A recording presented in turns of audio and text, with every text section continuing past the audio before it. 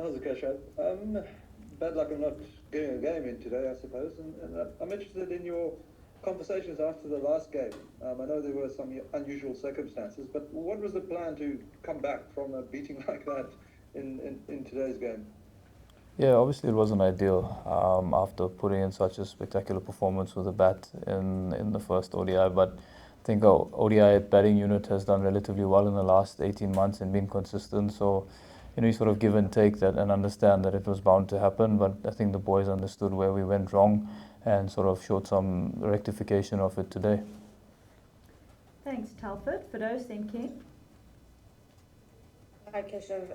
Keshav, the next one-day cricket you play from here, all of it will be directed at the World Cup Super League. Is there anything that you can take from this into those, what I suppose be must-win games, or anything you still think needs sorted out before you potentially have to go to a qualifier? Yeah, I think if you looked at the first ODI, it's probably our more clinical performance in the last 18 months. And I think if we just can replicate our sort of mindset towards how we approach the games, and the adaptation of the wicket was the most crucial thing. So I think if we keep building on the things that we've done, I think we should be okay. But obviously it's a tough schedule ahead in terms of the countries that we have to play for points, but we'll take that in our stride as it comes.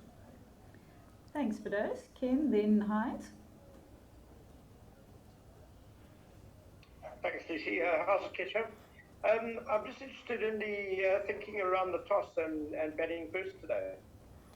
Yeah, obviously overhead conditions told you a different story, but just looking at the wicket, it looked quite dry, and we felt with the two spinners in our team that we sort of would allow the wicket to deteriorate, and hopefully we could have utilised that in the second innings, similar to what happened in Durham. Thanks, Ken. Hyatt. Hi, Kesh. Hope you're well.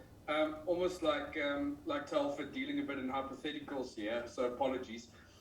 Just in terms of Quinny's innings, firstly, how sublime was it to watch, almost as an observer, because he looked in complete control after a testing start? And just secondly, given the context of the game, how encouraging was it to see that in this must-win game, even though it rained, that one of your senior players stood up and, led the line almost? Yeah, I think Kuni is probably back to his best. The skill factor that he possesses is probably some of the best in the world, if not one of the best in the world. But yeah, I think it's really encouraging to see that one of the senior players put their hand up in such a crucial game. It would have been lovely to have gone on and seen the outcome of the game, because I think it would have been a spectacular end to what's been a really thrilling and wonderful series so far. But just happy that Quinny's found his form again, and hopefully he can replicate that throughout the rest of his career, hopefully. Thanks, Heinz. Abuyile, then Keenan. Hi, Keshav. Just touching on what you just said about Queen now. Obviously, when going into this third final game, what was sort of the message, especially in the changing room to the batters? Obviously after the second ODI didn't really go well. What was the message going into this game, even though it rained? But it was a great batting display. What was the message said? Yeah, I think the boys were really disappointed. It's not ideal from the second ODI, but I think the main thing was sticking to our blueprint and just adapting to the conditions and giving good communication to the batters to come.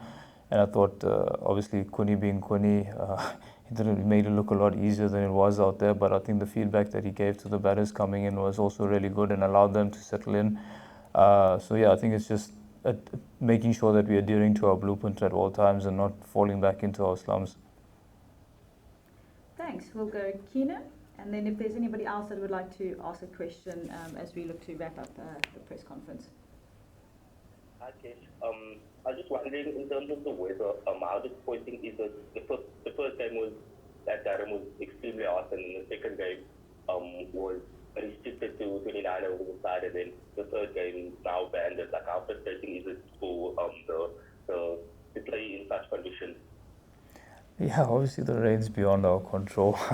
Can't really comment too much on that. But yeah, I guess we turned up here to play cricket. It's unfortunate, so a little bit frustrating, but I suppose we can only control what we can.